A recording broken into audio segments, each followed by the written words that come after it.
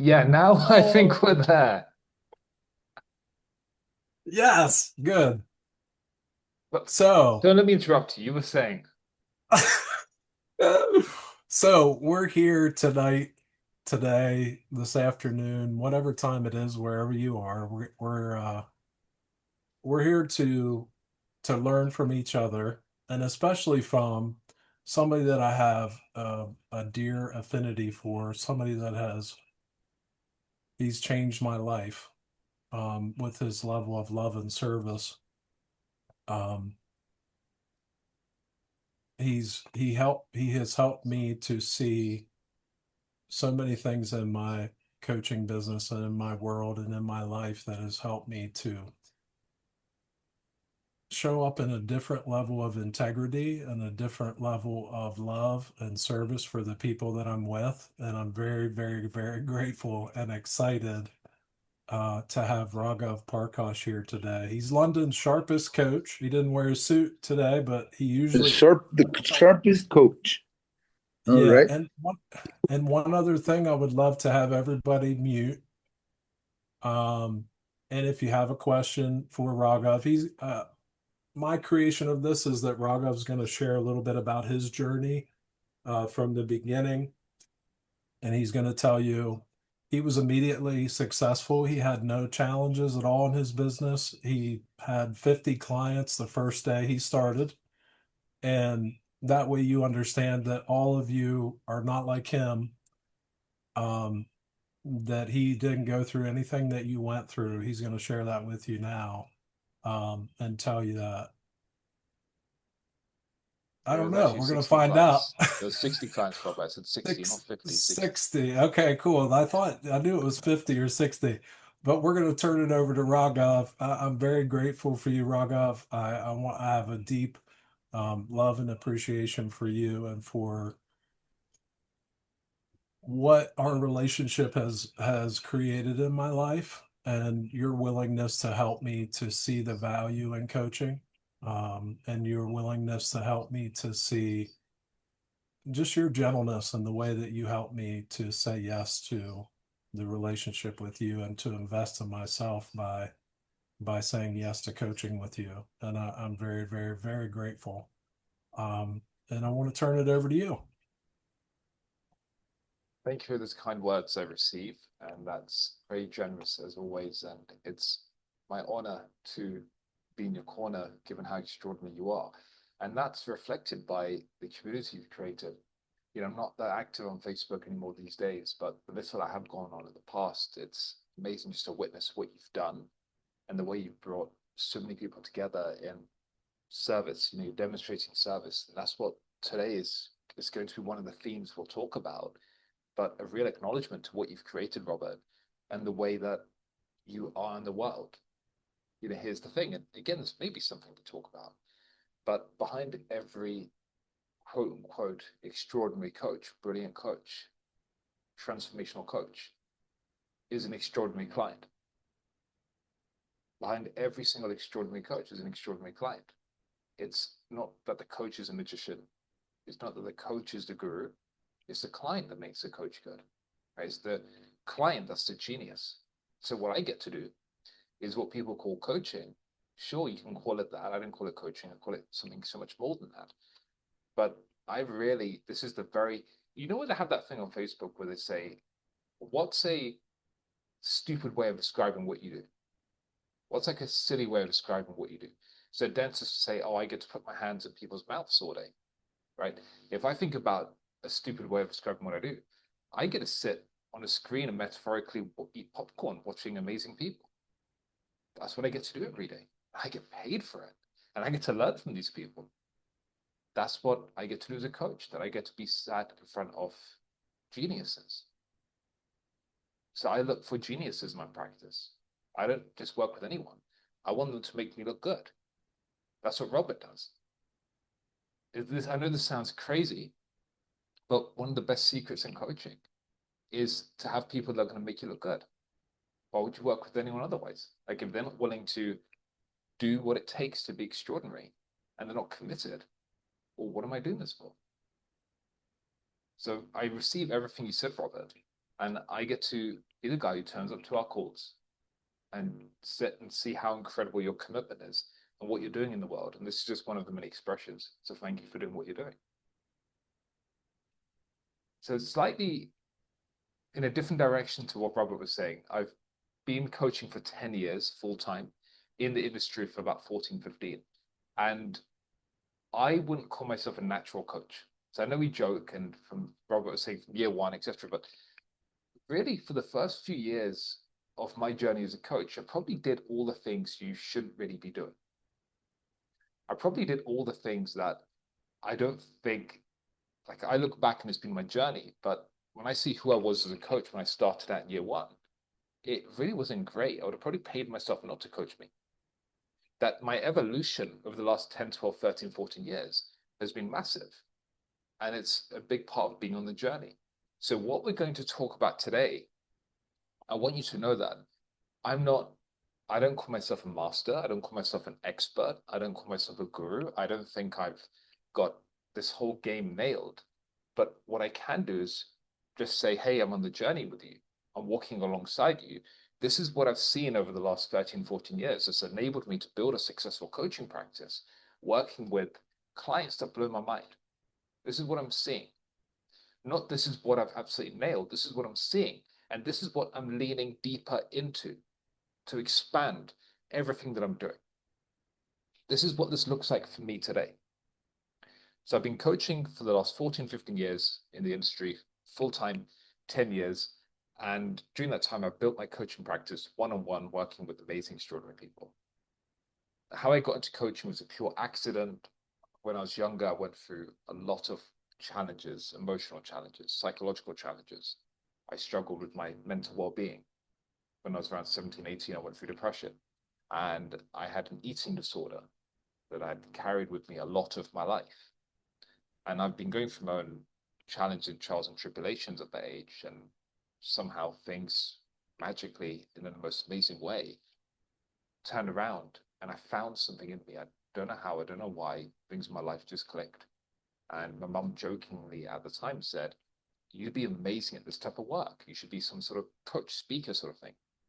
And had a light bulb go off in my head. And since then, it's become obsessed. And one happy accident led to another. Next thing you know, I'm building a coaching practice. People are coming to me wanting coaching. So my journey started off in being in the Tony Robbins environment, getting into that type of work. I just fell in love with it. It impacted me so much that I thought, I want to do this. I want to give this away. That I love coaching because it's not just hype. It's not just self-development. I don't think people need that. It's not improvement. I don't think people need that. What this is about, when we talk about coaching, the essence of coaching is helping people realize how brilliant they are already beyond their own thinking. Helping people see what they don't see in themselves. Michelangelo famously, when he was carving David, people said, how did you carve David? He said, I didn't carve David. I didn't create David. I just carved away everything he wasn't, and David appeared in the rock. David was already there. He always existed. I just carved away everything he isn't. And that's what I love about coaching. That's what coaching means to me, that I don't create Davids. I see people that are David, and we chip away everything that they're not. The ideas, the beliefs, the mindsets, the way of operating in the world. That's the highest level of transformational coaching. And it's absolutely what I love. And it's what I get to do today with a large number of my clients. My coaching practice, as I said, is full. I have a wait list of people wanting to work with me. I have around 25 clients right now, taken on more than I normally do, and that's my limit. I'm actually, over the next year, I'm going to be cutting that down to have even less, as I'm doing certain things which I may talk about outside of my coaching practice. There's a lot that I'm doing in my life and a lot that I want to build. So I'm going to be shrinking my practice even more. But I tend to work a lot with entrepreneurs, leaders, founders, directors, people that want to scale up their businesses and do something meaningful in the world. In my coaching practice, I'll have space for a few coaches that I'll work with, invite only, and in a very selective basis that I don't normally work with coaches. And if I do, for me, I've got to really see something in them. Someone like Robert, who I just think, wow, there's this glint, there's this hunger, and they want to go after something, do something. So if I get excited, I'll entertain a conversation with a very particular type of mindset for a coach. But that's the logistical side about who I am and what I do. And I thought I'd share that. I've never really shared that on a call, but I'm sharing that because I know everyone here is wanting to build their coaching practice, launch a coaching practice, create more clients. In fact, I'd love to do something just to see where the room is today. So if you are listening to this call and you can put your camera on, please do put your camera on, because then it's going to make it more engaging and it's going to help me know where everyone's at and who's actually here and who's real and who's AI. Cool. So by show of hands, who currently has a coaching practice with paid clients? Meaning one or two, just by show of hands. So I want to see where you are. Okay.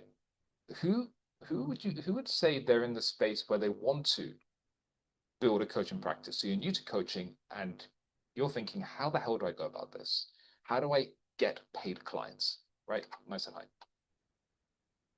Okay. Is there someone who doesn't fit in either of those camps? Have I missed anyone? That you somehow exist in some void outside of those two worlds? Maybe, maybe not. We'll see. Okay, cool.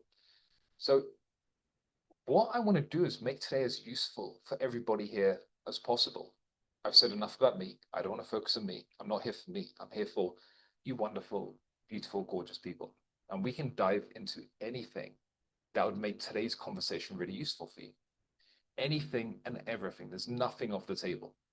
Like literally, there's nothing that I don't know if I actually said it. Is it nothing off the table, nothing on the table? Yeah, nothing's off the table. We're going to talk about anything you want today that's going to help you. Think about the coach you want to be and step into the coaching practice you want. And I'm going to make it as simple as possible for you and collapse all my learnings, all the things that I now see today I could have done differently that would have sped up my journey. That I went through this the long way. I went through this the hard way. I made a lot of mistakes, lots of failures, lots of errors. My journey was not rapid to getting to where I am today in my coaching practice. I took the slower scenic route. So the good news is I'm going to share what I can so you don't have to take the scenic route unless you not like a nice drive with lots of scenery, and that's up to you. But if you want to know how can I accelerate my journey as a coach and the business of coaching, this is what today's about. So we can get stuck in. As I said, Let me Robert, yes. I want to jump in here just for a moment because let me switch the view to multi-speaker. Wait a minute. Hold on. I've never used Zoom before, so I'm not exactly sure how to do this, but I'm going to switch to gallery for a minute. So I'd love to ask you about, there was a metaphor that we shared. Nitu and I had a coaching session and we talked a little bit about some of the things that we put on our plate early as a coach that don't really taste good to us and they actually don't really feel good either, um, that we put on our plate that we do early on that actually don't serve to create clients consistently.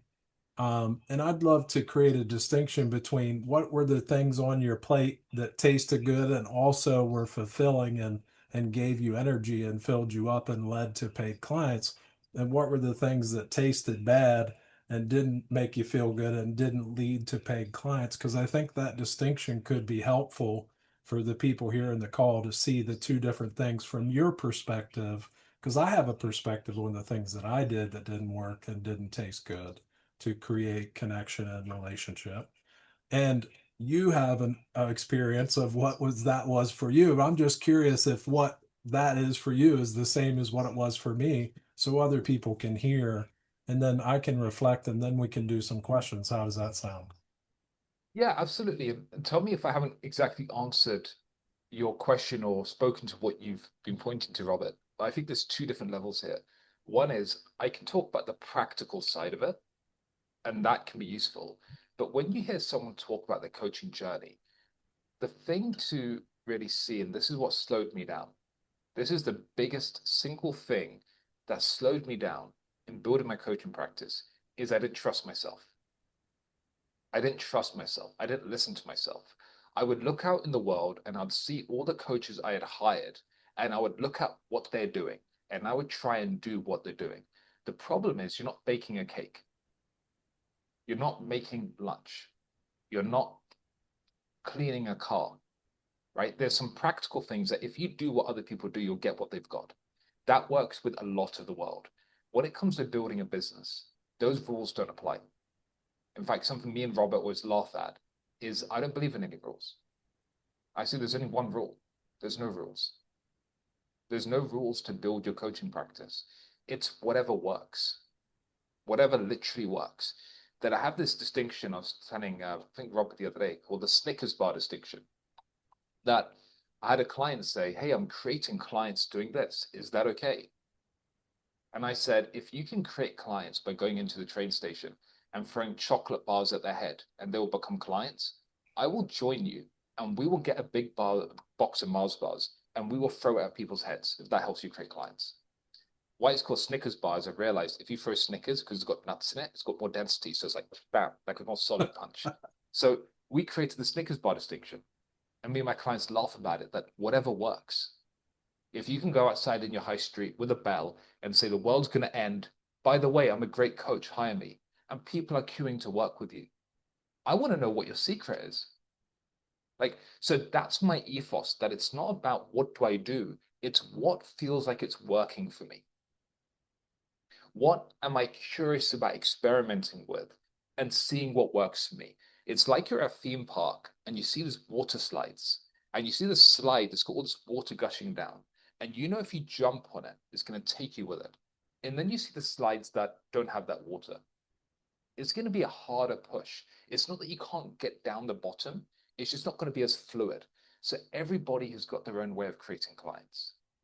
And it's testing what could work. So if you're at an early stage, which applies to everybody, even me 14 years in, I'm still testing stuff. You never want to lose that.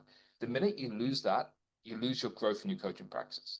The second thing is when you look at what someone does, don't look at what they do. Look at what do they see about the world? How do they think about the world? How are they being in the world?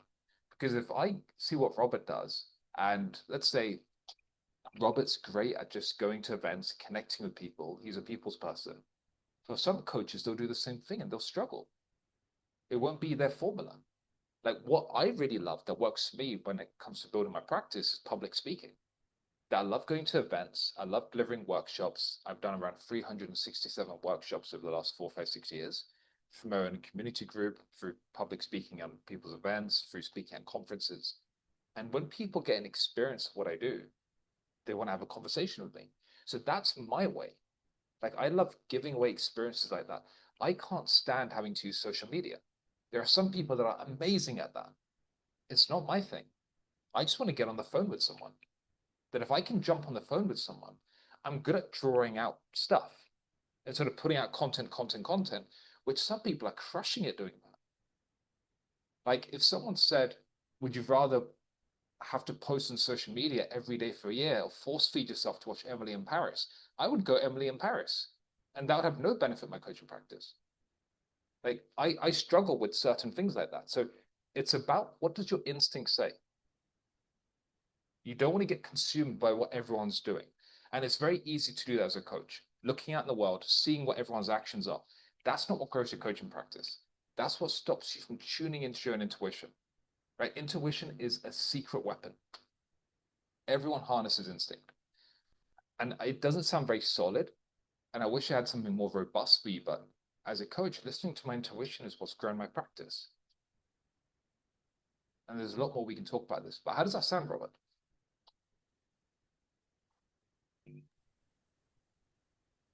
I love it. It's amazing what you're saying. I think about the group and how the group was created because you know why this group is a gift? Does anybody know why this group is a gift? Because it wasn't my idea. And I want you to hear that because there's a lot in that. There's a lot in that. For every can you hear that in the back? Can you hear that in the back? You know who I'm talking to. Yeah. Yeah, great. That's beautiful. You want to take some questions? Yeah, I absolutely. I have I have a question that somebody posted, and if we get to it, I want to come back to it because it's a really great question, but I want this to serve the people who are here and showed up first. So let's see who's going to test the system of raising their hand and asking a question, even though the thought is, oh yeah, I don't have it. What am I going to look like? And I don't know. Just raise your hand and ask a question. How about that? Test it. Let's see what happens.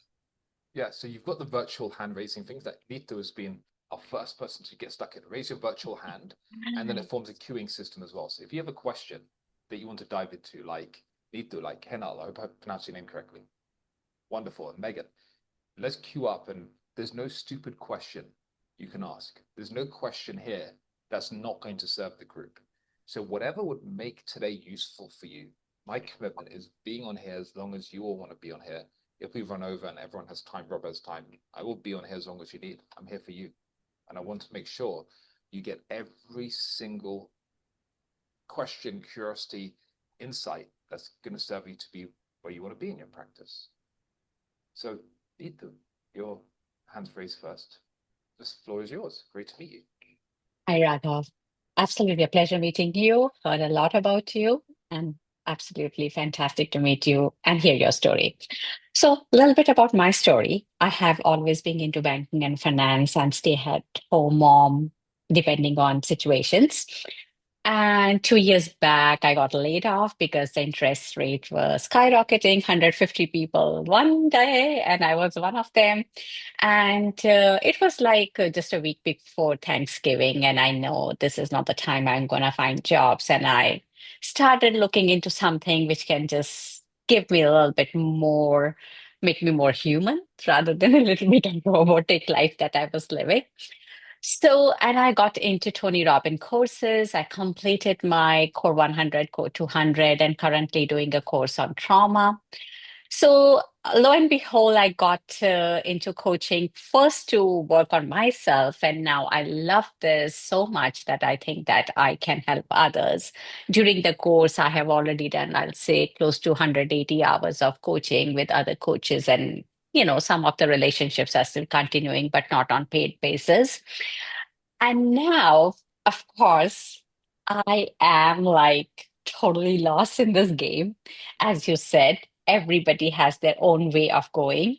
Two things that I struggle. First thing is when it comes to creativity and long things, because I've worked so much into finance and banking, where you're totally boxed with compliance, numbers, pipelines, funnels, that I feel that my creative side has gone not like much doing over there.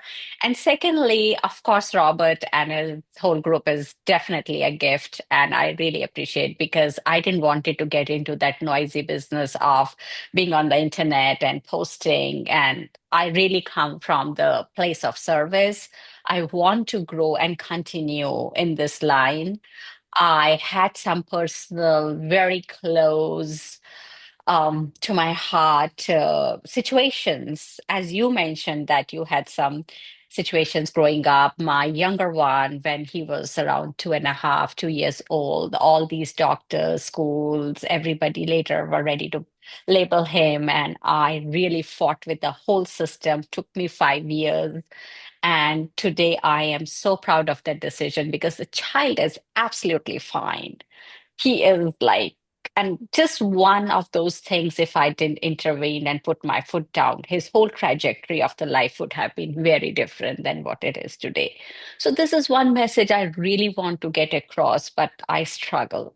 Second thing that because I have been into banking and finance so long, and I used to sit with high net worth clients, doctors, surgeons, everything, and I used to find within 10 minutes, they don't have much of financial knowledge because no school teaches what is personal banking, personal financing, what is family financing, what is the right mortgage for you, what you should be, even having the right car loan for you. Because banks don't want anybody to know this, and that's how they make money.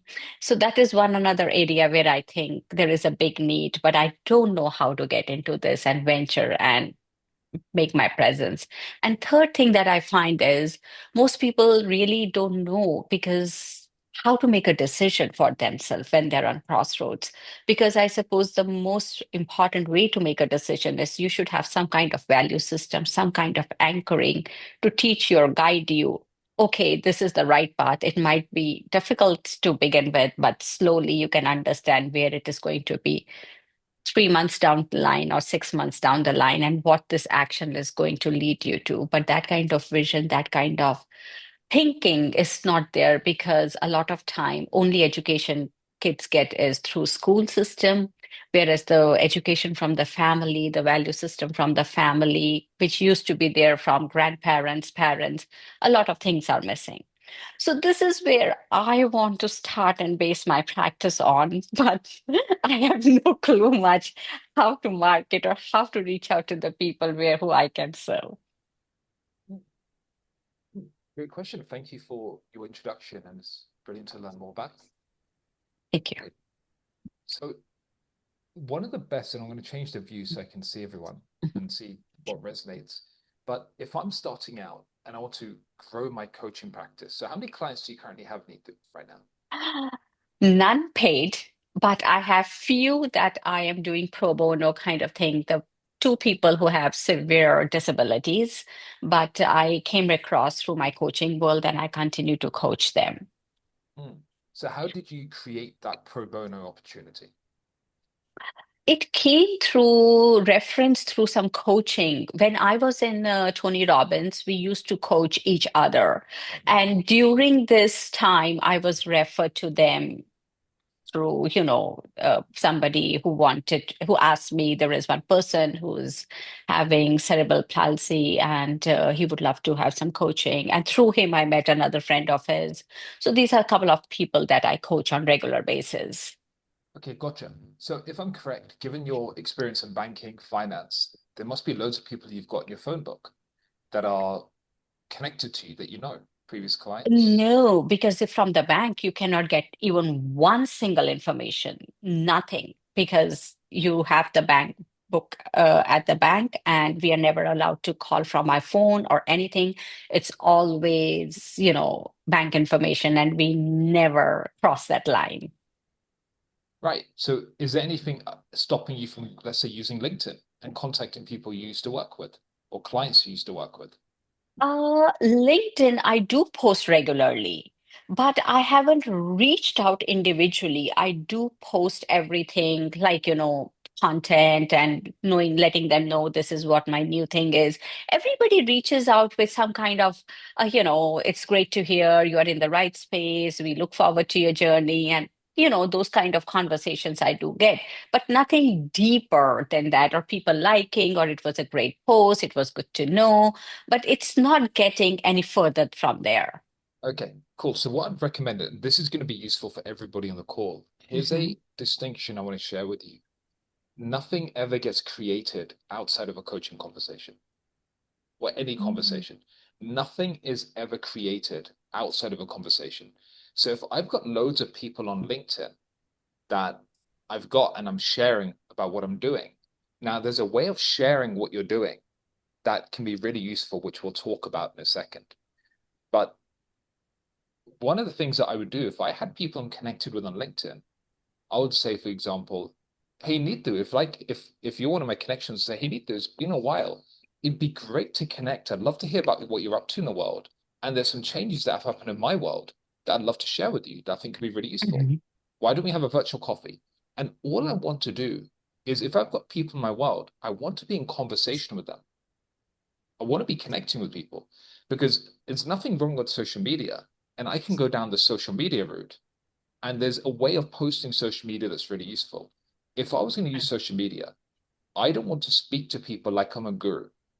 Okay, works with Tony Robbins because Tony Robbins is Tony Robbins and he's built his brand.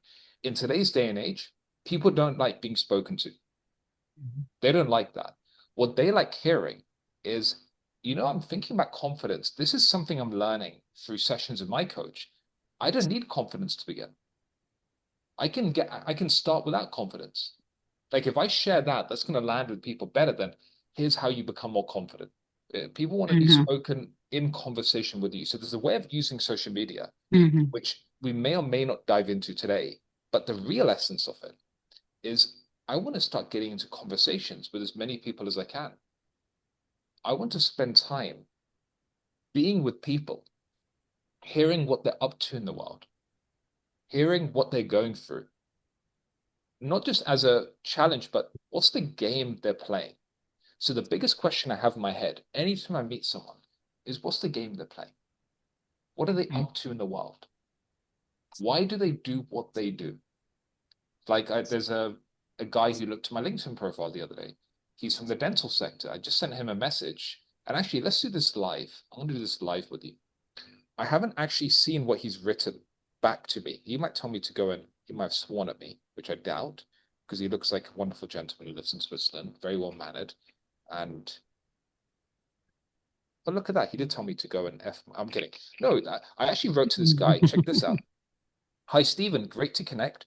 I enjoyed reading through your profile, and it's interesting because I see you work with a lot of dentists, and me too. Since I launched my own practice, I've somehow fallen into working with a lot of dentists and clinic owners. I'm intrigued by Hmm. what you do. It'd be great to connect and have a virtual coffee.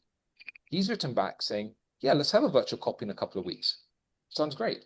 All I'm going to do is I'm going to be in that call and I'm going to be hearing what's he up to in the world?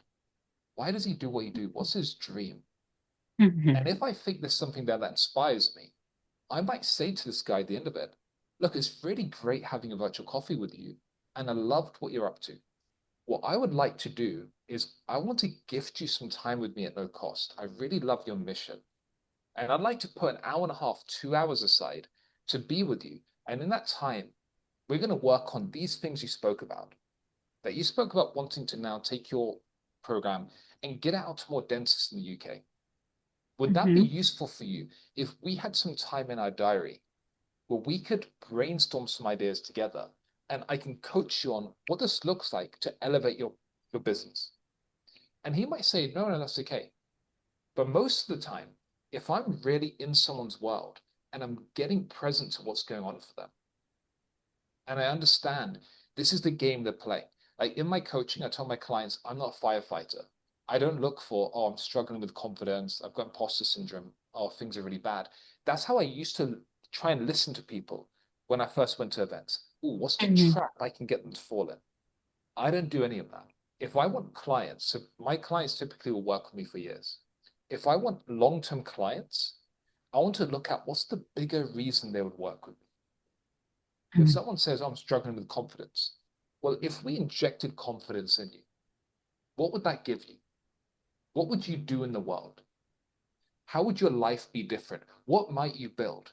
Oh, if I had confidence, I'd love to launch this cafe in my local area. I've never had the confidence to do before. Great. So you know what, John? I'm not going to coach you on confidence. I'm going to coach you on being a business owner. That's the game I want to play with you. I want to pull them into a higher level of their life than they ever imagined was possible. And that's where you go deeper and make a bigger impact. Don't solve people's problems. Give them bigger Hmm. problems to worry about. Don't solve their Thank initial you. problem. Listen to the. So that's how I build my practice. I get into Hmm. conversations with people and I just hear what they're up to in the world. I get so curious. My listening, there's a distinction of Robert. If we get the resource, can we send it out to everyone? It's called social self versus professional self.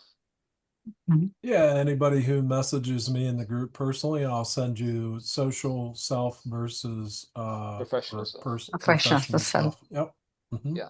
So it's a Sure. way of listening in the world when I'm with people that if I've got people in my world, whether it's a networking event, am I going and saying, hey, so how did you get here? Oh, wow, you live in Loughborough, wonderful. And, oh, yeah, the sandwiches. I mean, can you believe this? They don't have any good vegetarian sandwiches. And oh, man, like that's how I used to be at networking events. Very social. Professional self is switching into service. It's a listening where I step into being a servant. That anywhere I go, I've done this on a plane. I created a conversation with someone on a plane. Oh, you're coming out from India. Interesting. What took you out there? Wow, you want to be a speaker at a conference? And Yeah. And she heard what I did and said, wow, that's interesting. I struggle with imposter syndrome. So I said, well, if it would be useful, I'd love to gift you some time. No cost to you. This is my gift, and we're going to have a coaching experience. And we're going to work on the single biggest thing that's going to make the biggest impact for you. And that's how I create clients. I don't market. Mm-hmm. I don't try and sell coaching. Coaching sells itself for me. All I care about is two things: connecting with people every day and giving people an experience of what I do. That's all I ever do. And the more Amazing. obsessed I've become about those two things, the faster my practice has grown. Mm. I can't influence revenue. I can influence revenue. I can't control my revenue. Mm. I can't control people wanting to work with me. The only thing I can control is today in this moment, how many people am I going out into the world and connecting with?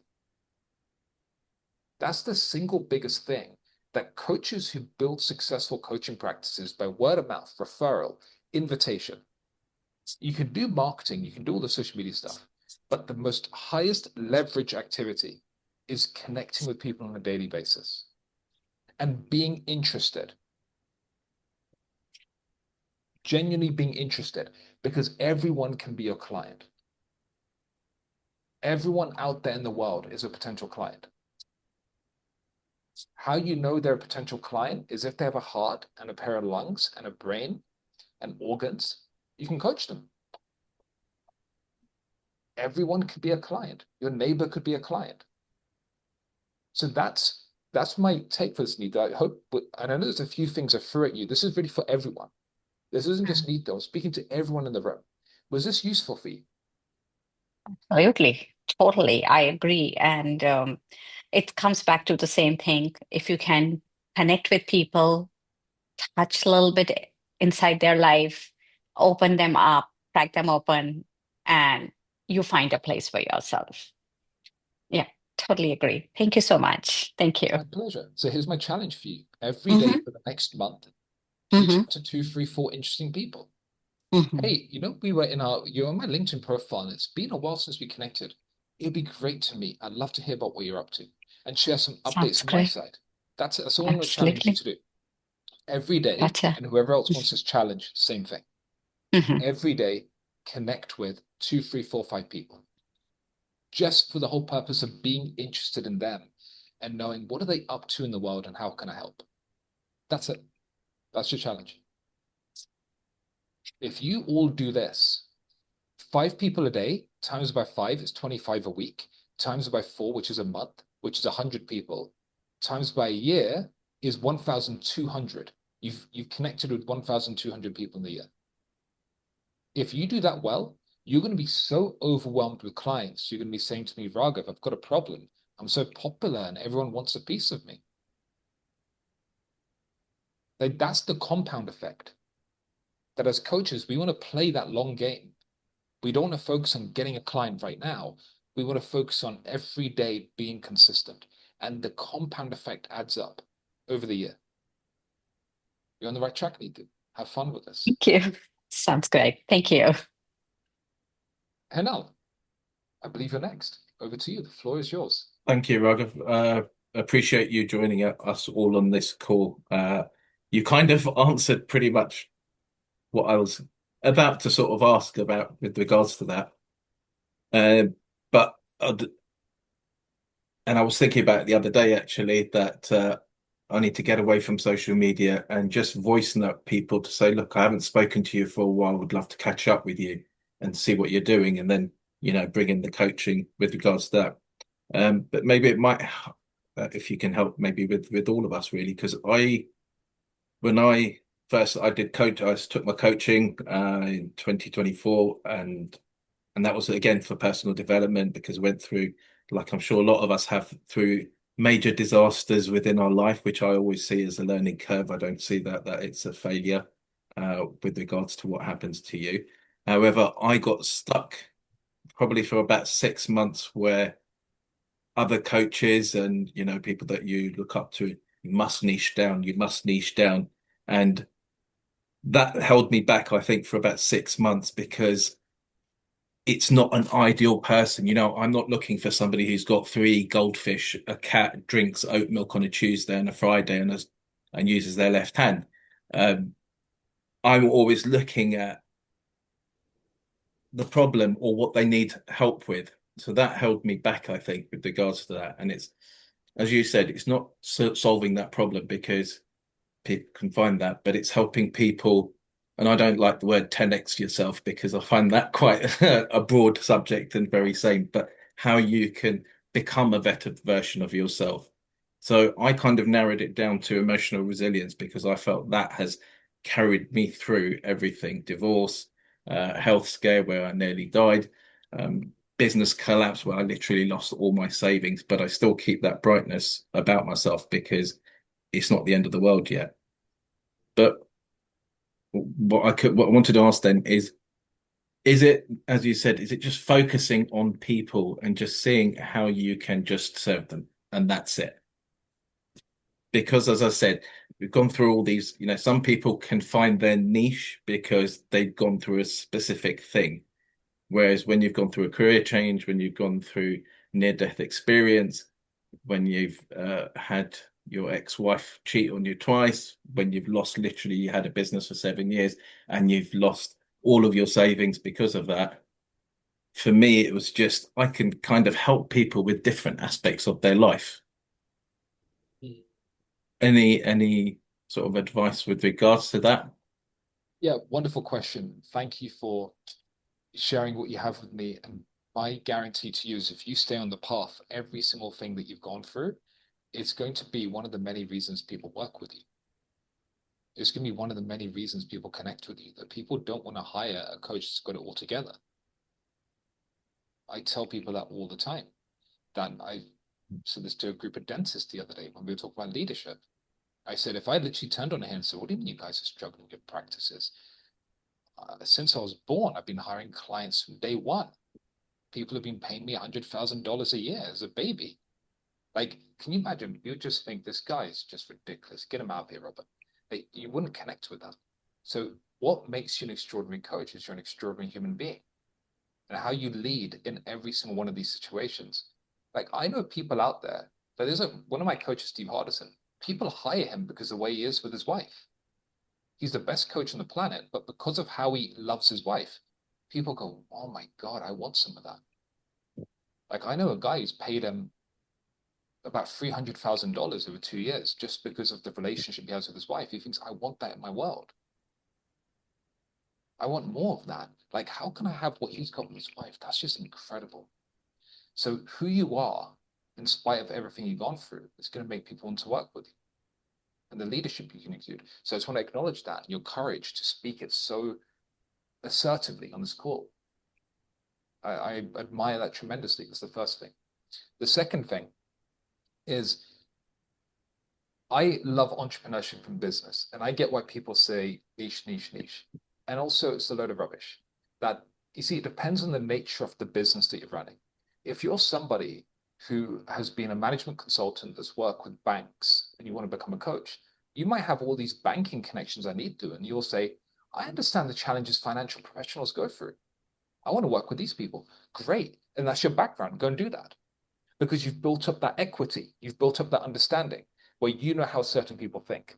14 years in, I'm seeing as a coach, I love working with founders because they have a specific mindset and they want to grow and scale something incredible. I love that. That turns me on. But I didn't know that when I started my coaching practice. So when you're launching your coaching practice, because what we can do is actually helping everyone. And not all of us have come from a background of, oh, I've worked in tech for 20 years and I'm seeing the gap in the tech industry. I'm going to be a, not everyone has that. Like that's how a lot of coaches can come into the industry.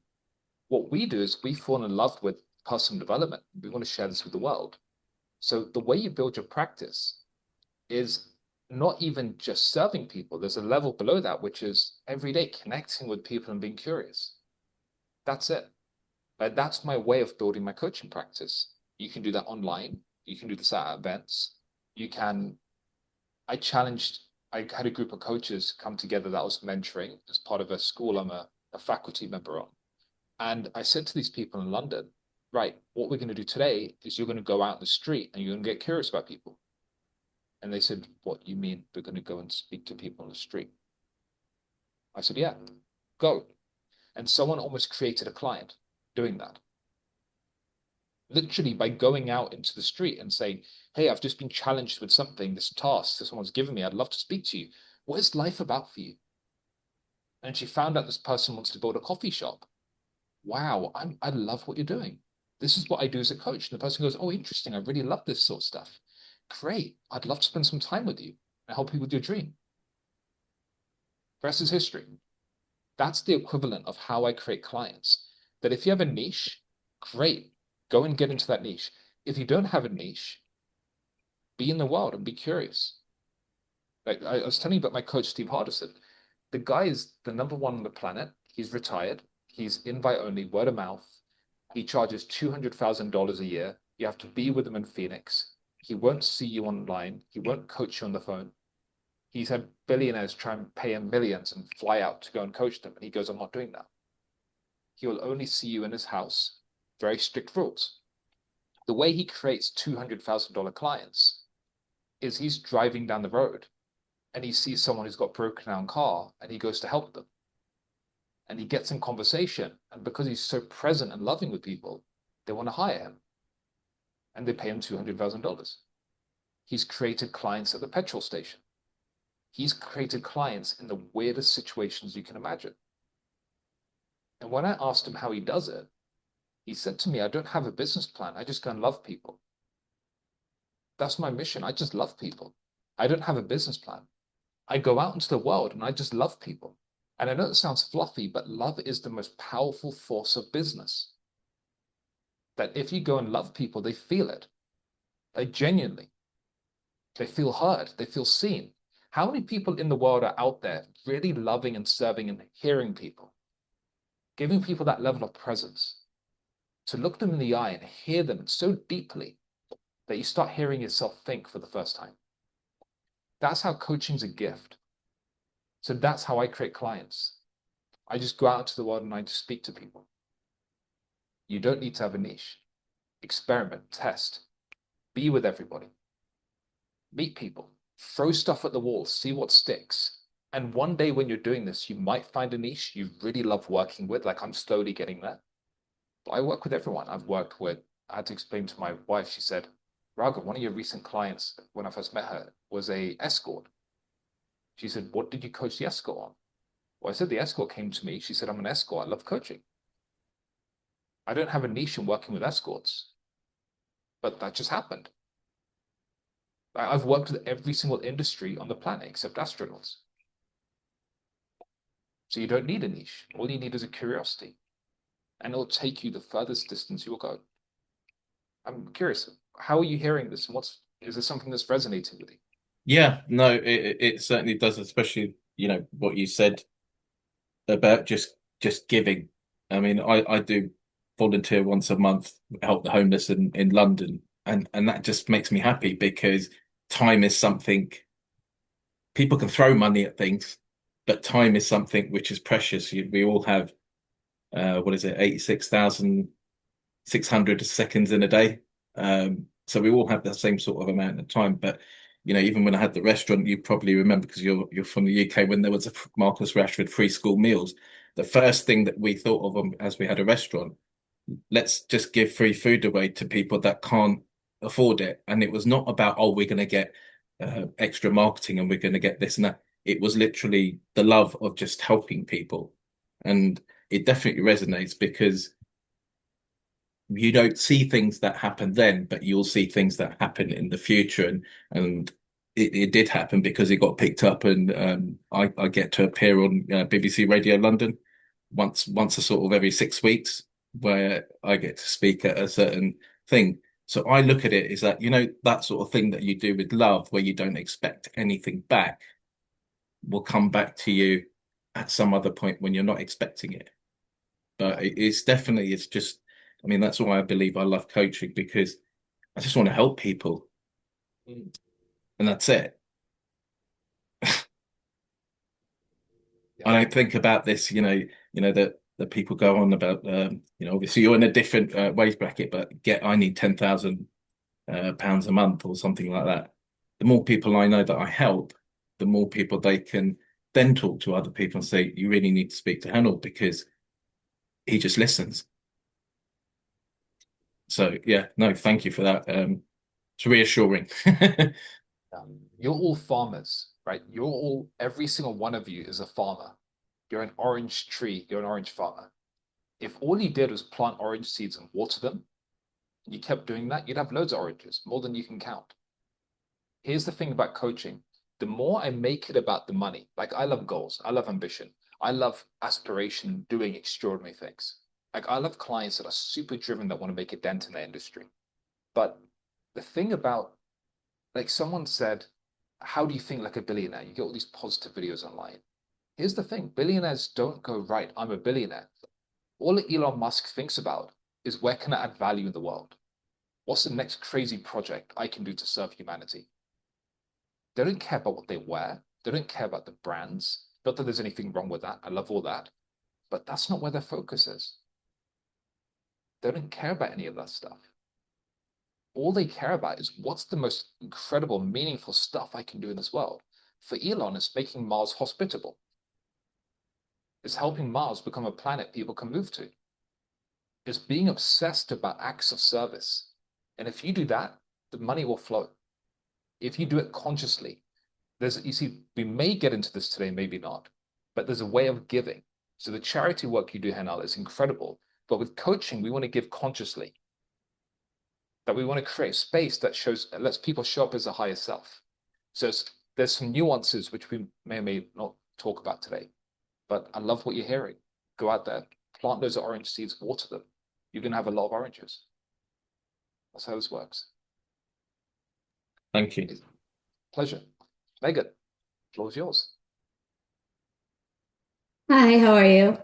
Yeah, well, great to see you. Great to meet you. Thanks for being here. We all appreciate it so much, especially it can be a very lonely profession. So it's nice to have this community. I was trying to think of how to put this question together, but I'm just going to kind of, if I can do it as directly as I would like. So I'm just going to kind of talk about maybe what I put in my notes. So I've been a coach for a couple of years and I went through the ICF. I have paying clients, not a lot, but I have paying clients. And I would say in the last year, I've gone through a lot of personal issues. And so basically, I just have been feeling frozen, I guess is the best way to put it. I coach for the university that's near me. I coach MBA students, and I also coach, they do a class through a local hospital, Tampa General Hospital. So I coach the employees and I coach the MBA students, and some of them become clients. So that's kind of the only way that I've gotten clients throughout the years. And I do great with them. I get great feedback because they all have to write papers after every session, which is really nice because a lot of times as coaches, we don't get that feedback because we don't have a boss or someone kind of looking over us. But I've noticed I used to be very outgoing and talk to everybody. And because of what I've gone through personally, socially, I have, even right now, just like a lot of social anxiety, which isn't like me. And hearing you talk about just creating conversations. One, I'm not, for instance, like socially, I play pickleball, but I play with all men. I do not want to coach men. A lot of my trauma comes from men. And in my experience, a lot of the men that I've coached just want to talk to me because they think I'm cute. And I'm not saying that to toot my horn, but it's just my experiences. So I'm very much more comfortable with women. There's a part of me that kind of wants to go to the dean of the school and say, hey, listen, this is my record, put all my reflection papers together and say, is there something at the school I could do, even start to volunteer? That's the school I went to. I'm an alumni as well at this college. But I'm afraid to do that for some reason. I think that it's weird because I think I kind of started more confidence, and you think as you grow, you'd get more, but it's kind of going downhill, I think, because of all my anxiety. Or maybe going to like some therapist office and saying, hey, could we sit down and have a conversation, see if they like me, that they'd want to put me as a coach on their team. However, I don't think, even though I went through the ICF courses, that I am maybe worthy of that. I was a physical therapist in my previous life, and then I was a stay-at-home mom for a very long time. And in South Tampa, it's kind of mini LA here. And so a lot of the women here are very business-oriented professionals. And for a lot of the time, I feel like I'm behind because I was a stay-at-home mom for so long. I know I'm saying a lot. I'm trying to keep it as short as possible. So that's kind of where I'm at. I feel very stuck. I'm trying to reach out to trauma therapists as, even today but I don't know which way to turn. And it seems like I take on so much, a lot of people's energy, that I feel like I'm almost not present, like I'd like to be as well. I hope I'm making sense. No, you are. Thank you for sharing what you have, firstly. Again, I want to acknowledge you just in the same way every single person that's spoken has been so incredibly candid, and I love that. Hats off to you, Robert, for the space you created, but all of you, it's so refreshing. I can't remember the last time I've been in a space like this where people are just so cool with being human. People are being so comfortable with being human. And this is the journey we all go on. So I really want to acknowledge you, Megan, for everything you've shared. And there might be a question in there, but there's something I want to speak to first, which is around the fear that we go through as coaches, around what we experience. So just a few months ago, I spoke at an event that had 250 dentists, dental leaders, corporate dentists in the room, some of the biggest players in the UK industry that were sat there. Now, I've done around 367 talks, but before I went on stage, like I sometimes talk about this with my clients, that every time I go on stage, it's like scary and daunting. And I'm in the back of the room and I'm breathing. Because what happens in that moment is I actually forget how much I enjoy it. I actually forget how much I enjoy the experience of creating what I'm going to create. Like I actually had so much fun on stage. It's so funny when I watch the video back. But before I do something, I feel the fear. And that's never gone away to this date. 14 years in as a coach, the fear for me hasn't gone away. And it may never go away. And if it does, it does. If it doesn't, it doesn't. But what I'm finding today is that we're all actually so brilliant at doing fear. All of us can do fear. We can handle fear. But how many times, for example, in your own life, Megan, how many times, if you look backwards, how many times have you experienced fear about something? And when you look back, that fear wasn't really a problem, given where you are today. How many moments have you personally had like that in your life? Yeah, we all tell ourselves stories in the moment. Yeah. But it's not necessarily just fear. It's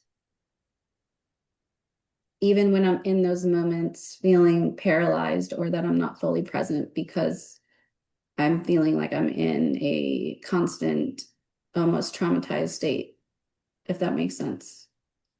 And then I feel like I'm not giving my best self. And then afterwards, I mean, there's some times where I'm like, oh, that session was good. I flowed well. And then there's others, it's like, oh God, I couldn't let like my trauma go away. Like I couldn't just let it, my body just calm down. And then I get hard on myself. And then I feel like I'm going backwards professionally, if that makes sense. No, it makes perfect sense. It makes absolutely perfect sense. And I get it from where you're sat. And there's a couple of things in this. One is that you've got paying clients. You've got some coaching clients. That's not a small thing. That's an extraordinary thing. That you've already got the ball rolling and your clients are creating results. That's what I hear. So what I get from that is actually you're doing very well.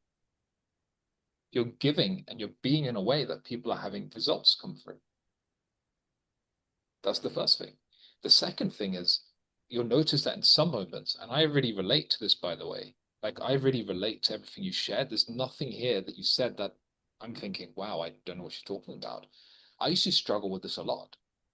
Like I used to, and I'll just take a couple of seconds longer to talk about this. Robert, do we have a hard stop at 8:30? So 8:30 UK time is 25 minutes. Do we have like a hard cutoff? Yeah, we're gonna end this at 90 minutes, so it will be for me it will be 3:30. For you it will be 8:30 or 7.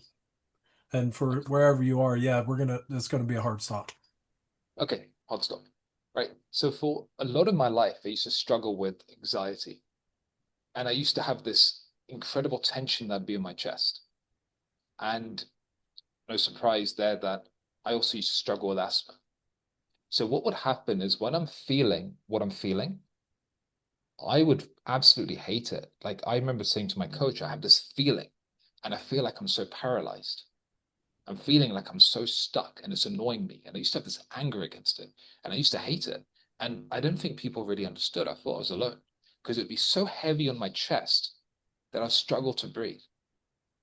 And I felt like I was the only person who had something like this. I couldn't even articulate it. And I remember speaking to him about this. And this is one of the most incredible things that happened to me 7 years ago. I said to him, I really want to get rid of this. I hate this. And he said to me, he asked me a question that's so annoyingly simple and stupid, but this is how powerful coaching is when you ask stupid, simple questions. He said, what if you don't need to get rid of it? What if you don't need to get rid of it? And in that moment, something struck me. Like something struck me so profoundly that it's not what I'm feeling that's the problem. It's how I'm being around what I'm feeling. It's not what I'm feeling that's the issue. It's how I'm speaking to myself around what I'm feeling. It's about how I'm reacting about what I'm feeling. And a lot of my energy was spent trying to get rid of this thing. And I was fighting it all the time. And it was taking away from my experience in the moment. And it's a really hard place for me to be. So fast forward today, does this feeling show up from time to time? Is it there? It is there, but it's so much more less than it used to be. Like, I know that sounds strange, but the first time in my life, after years of having this thing, I didn't necessarily make it mean anything. I didn't make that mean a problem. So some sessions I'd go in and it would be there. Some sessions I'd go in and it wasn't there. But what happened is when I made that less of a concern for me, it just became so much more easier to coach. And whatever I was feeling, I was feeling. And it might be there in the back of my mind, but it doesn't necessarily affect my performance today. And some days it'll bob its head, some days it won't bob its head. But I've gone through exactly the same thing as you. And it was in that moment my coach asked me that. And he said, well, what if you didn't need to get rid of it? Today, my energy is so drastically different and how that shows up for me.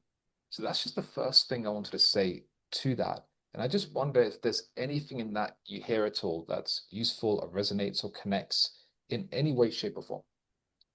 Yeah, it absolutely does. I think I've heard something similar where it's like you can't control your first thought, but you can control your second thought. You know, the way that you speak to yourself after that fear or, criticism comes up. And there's some days where I'm like, okay, when I have something come up, I'm just going to say 3 quick things I'm grateful for. It could be the car I'm driving, the air, I'm not going to think deep into it to kind of get myself out of my head. And to lean into it instead of running away from it. However, what comes up for me when I'm in the middle of a session, sometimes that will throw me off, is that when this happens, I find myself to be an articulate person. However, when this happens, I can tell when I have a hard time word finding, and then I feel like I sound stupid. So I'm with my client and I'm like, there's this perfect, okay, this is what I want to say. And then I can't think of the word. And like, sometimes like I'll joke around about it just to make light of the situation. And I think it happened, to be honest with you, way before like pregnancy, like lost some brain cells of pregnancy. They always say that with word binding. But stuff like that comes up, and then I get in my head because I can't think of exactly what I want to say in the moment or the question that I want to ask the person in the session.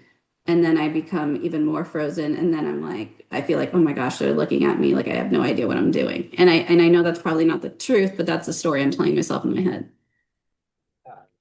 And what do you think that story is costing you? By entertaining that story, what are you saying no to? I think, ooh, what am I saying no to? Can you ask me that in a different way? Yeah, that if I say everything I say yes to is going to have consequences in a good and a bad way. Not that good and bad exist. That if I say yes to having coffee, I'm not going to have hot chocolate. If I say yes to an iPhone, I'm not going to be using a Samsung. So there's no good nor bad. And I don't think there's anything you're doing wrong here. I'm just looking at the system. So you have a system right now, and I just want to optimize it with you. So I actually think you're extraordinary. You've created clients. You're doing really wonderful things. If we had more time, there's so much more I could say to you. But just as a starting point, if we're talking about your experience in conversations, sometimes you feel when I don't know what to say, I get into a story about how articulate I'm becoming or not becoming. If I'm entertaining that story, if I'm putting my presence there, what's the impact of that? I'm not present in my client. And Then that's I'm the, also putting myself down. yeah. Yeah. But it's the very paradox of fear that the thing that we fear the most is what becomes real when we live through fear. So if it's my fear of being, and I have, again, I resonate with what you've said. And out of curiosity in this room, by show of hands, physical hands, how many people here resonate with what Megan shared today? How many experience something similar, right? So you want to look around and see it's not just a you experience. This is all part of the becoming.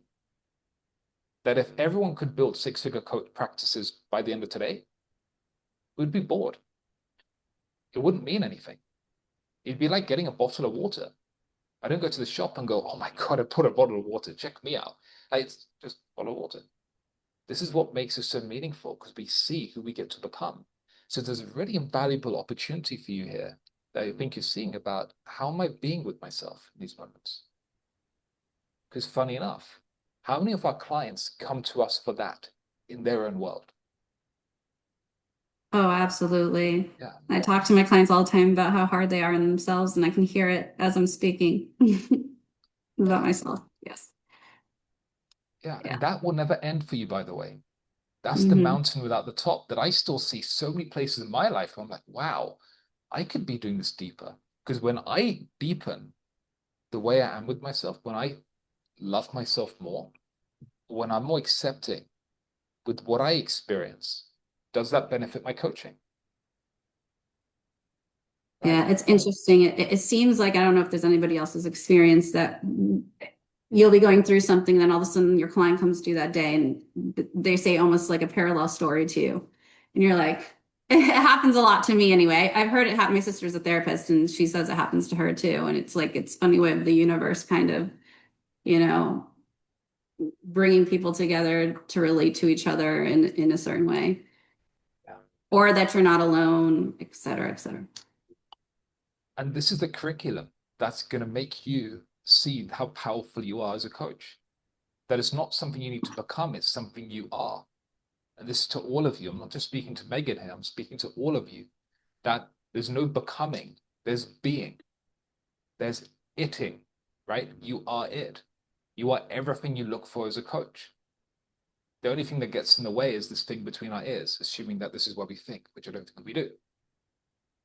Right? You are everything you can imagine, infinite potential. And the simplicity in allowing yourself to feel what you do, it's incredible because when I'm fearing that, the thing I fear the most lives in my world. It becomes my world.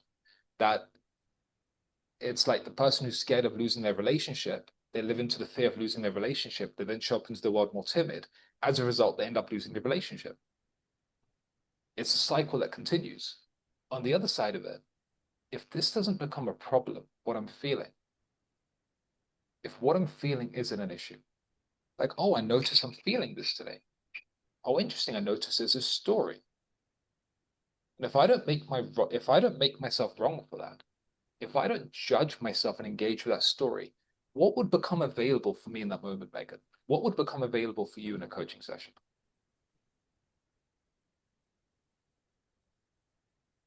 Presence, definitely being able to not only be there for somebody else in a positive way, but also myself, creating a meaningful experience for both of us. I see that somebody wrote in the chat, I think I do take on my client's energy as mine, and it's bottled up and not released. So yeah, that's definitely part of it as well. Yeah, I notice like when I can actually be present and not have my fears come in, how different the session can be. But it's interesting though, because we experience things totally different than people outside of us do. Um, like for instance, I did this public speaking group, and I remember the first time I actually did a speech, I was like, oh my gosh, like that was, and I did a vulnerable speech too, because I was like, I'm just gonna go right for it. And this is what I'm saying, like there are so many times where I can lean into fear, and I've done it, and I've been super independent, and all of a sudden I'm just feel, for lack of a better term, and I'm not trying to sound dramatic, just traumatized right now. But and I left there, and some girl asked me, goes, "Are you a lawyer?" And I was like, "No." She's like, it seems like you're in the front of the courtroom all the time." And it's so interesting how we have these opposite experiences. So I'm hoping that my clients don't notice when sometimes I'm like completely in my head. I don't know if it's still making sense. No. Yeah, no, it doesn't. I like what you're seeing, and I want to make sure, because we've got a hard stop. There's so much more I can share with you about this. But I remember once when I was speaking to a really high level coach when I was starting out in the coaching industry, I said to her, "What do you do if you're coaching a client and you don't know what to do?" And she said, "Oh, I keep quiet and I tell my client I have no idea what to do next." And I just burst out laughing on that call. I was in stitches. And she said, "I guess you've had an insight." I'm like, yeah, I'm putting way too much pressure on myself as a coach. I'm putting way too much pressure. Like, you can tell your client, I don't know where to go from here. Wow, you can do that, and you don't have to be. It made me laugh my head off. It's hilarious. And just imagine if you told your client, hey, you know what? Right now, I'm just a little bit lost. Let's just take a second to pause. Let's begin this again. We're scared of how that will land. Actually, it's one of the most powerful things in the world, where we're being human. Because guess what? Are we trying to coach our clients on how to be human? Right. So why wouldn't we allow ourselves to be human? And the more, Thank you. yeah, you're on the right track. I literally see no problem. You're doing perfectly. Keep going. Thank you. Pleasure. Rog, So I want to create 5 minutes at the end to be able to tie this up. So maybe one or two more questions. So it would be great. yeah, absolutely. So thank you for all of your listening so far, by the way. And I love how you've all been, and I want to make sure we can get as much covered. So what we're going to do is I want Veronica, Kelly, Jonathan, Federico, and Daniel to unmute and tell me within 10 seconds, what's your question? And I'm going to try and I'm going to see how they all come together. Okay, first of all, gratitude to everybody here for the gifts of their presence, including you, of course, and the organizer. But first of all, I just wanted to say that the most important thing for me is how to connect this incredible lifetime-driven purpose to give, to serve, to love others in whatever form or shape they happen to be in front of me, and I am in front of them. If I happen to be crying, having a meltdown, it doesn't matter. I show myself real, genuine, authentic, because that's what I want to see in my clients. But I've always been, it's been impossible for me to want to charge for that service, because it comes freely, a stream of consciousness from my being. It's a gift of love, and I feel that it will take away and chip away at the value of how much I care. And I never get to that point where I will even charge anybody. So that's my I don't know how would that transition ever. Cool. Gotcha. That's something we can speak to. Thank you, Veronica. Kelly. Yes. And let's get through so Kelly, Jonathan, Federico, tell me, what's the question? Beautiful. Thanks, Rag. I appreciate it. I want to just say a couple of things you said. People don't want a coach who has their shit together. And that's my translation of what you said today, but like imperfection is what people, I love it. So thanks for just mentioning that today. It's fantastic. So, I guess my question, or what I'd love you to speak to, because you mentioned that your 360 odd public speaking engagements so far, and it's something I would absolutely love to get into because I love speaking publicly. And I'm just wondering, maybe you can address how you got into it, what you speak about, and anything else you might want to address around the public speaking topic. Thanks, man. Awesome.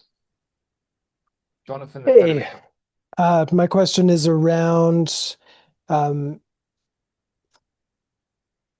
having clients come to me through invitations and through referrals versus going out and actually trying to create clients. I don't like that word, but attracting those clients. And how would you approach starting to maybe get out a little bit more outside of that challenge that you put towards everyone? So that's my question. Thanks again for being here. Pleasure. Awesome questions. I'm about to speak to more. Federico. Yes. So thank you so much first. And so I'm very new to coaching. I'm getting started. I started a couple of months ago, and I've been thinking about my niche, and I've been a lot into personal development in the last years. And the theme that really calls me is around finding a deeper self and expressing the word authenticity, relating, belonging, and intimacy. So those are the themes that like I feel very called. But like now that, and like these are themes that are very important to me, like they really turn me on. But then when I think about clients, I know exactly who I should talk to. And like now you are talking a lot about business, and that's something that like in my mind it just couldn't happen, because since the teams that I'm working with are more about personal life, I just can't go into business. But maybe it's a limitation. So I'm very happy to know if maybe I can, if I should kind of have a focus of a client, or maybe just be open. Perfect. Your question is very similar to Jonathan's. I'm going to tie those two together. I'm going to speak to Veronica's. For the question about public speaking for Kelly, a great place to start is go to Toastmasters. Because what Toastmasters does is a safe environment to practice public speaking. And if you want to be a coach, the best way to grow your coaching practice, coach. If you want to be a speaker, the best way to be a speaker, practice speaking. Start with one step, and then the rest will unfold if you're intentional. Take one step, because that's how everything works. Journey begins with a single step. So Toastmasters is where I began. I became club president, and then I launched my own meetup group. So I recommend Toastmasters massively. You're going to be in an amazing environment of people that want to improve their public speaking. That's a really good starting point. On top of that, to Federica and Jonathan's point, coaching is really about testing.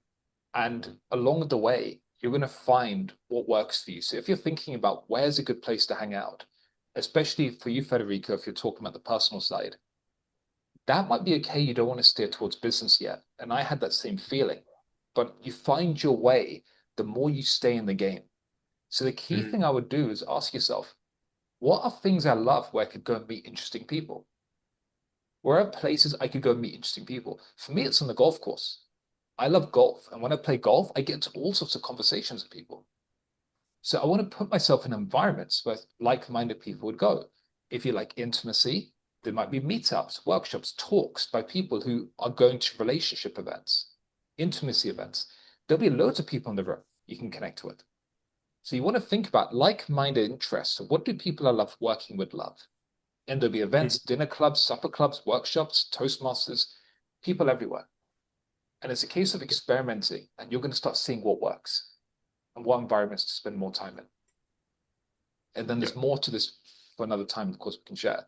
To Veronica's point, last but not least, one of the most powerful ways of loving people is having them pay for your coaching. Because if you look at a handbag as an example, and you've got £1,000 Louis Vuitton handbag and a £10 handbag, which one are you going to treat with more love and respect? Right? People value what they invest in. So one of the most responsible things you can do is have people pay for your coaching. So I will give people coaching, and after a couple of conversations, I will say, this has been great. I would love to work with you if I do. Most of the time, people ask me, how do I work with you? And I tell them after a couple of sessions when I feel ready. And that's how you convert, and that's how you start getting clients. It's that switch. Build a program and pitch it to your first client. And when you do that, it gets easier and easier and easier. And that's the same thing before I pass to Robert. It's the same thing I was going to say to you, Jonathan, about referrals and more. The way you start building referrals and recommendations is coach loads of people. I've been doing this for 14 years and I'm seeing more referrals happen now because you build up that base of clients you've coached who know about you and receive your impact. So keep coaching, keep sharpening your sword. I'd love to speak more to this, but I know, Robert, you said you wanted the 5 minutes at the end, and I wanted to hand that over to you because we have a hard stop. But I hope this is useful. Awesome. Awesome. Thank you. I want to say thank you, Raghav, your presence, your care, your level of attention, and your experience, and sharing that honestly without wanting anything in return. And I want everybody here to see that and hear that, because Raghav is here to serve what serves with his experience, and every single one of us has experience, that we've found a way to be in life that we can enroll other people in by being with them. And right now I have an anxious way of listening. I can feel it within me. There's a bit of a feeling within me right now, and I'm here because this is what serves. And we can all do that, and you get to do that, and you get to be paid handsomely for it, because when we enroll people in themselves by serving them with no expectation and having a clear direction for them to go in,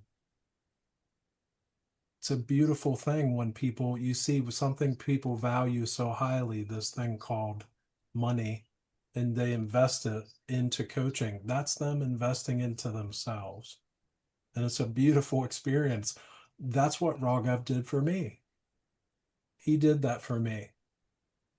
He loved me and cared for me enough to create a way that I could work with him.